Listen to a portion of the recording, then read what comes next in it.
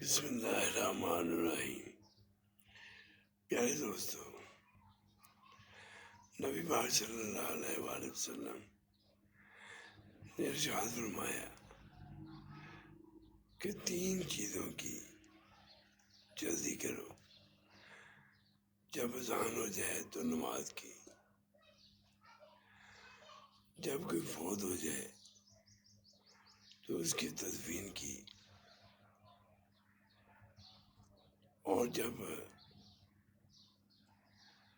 روزے کا وقت ہو جائے افطار کرنے کا تو اس وقت بھی جلدی کریں، کیونکہ اللہ تعالیٰ کی ذات ہر کام کو وقت پہ پسند کرتی ہے کہ ہر کام اپنے وقت پہ ہو۔ ہمیں دین کے مطابق چلنے کی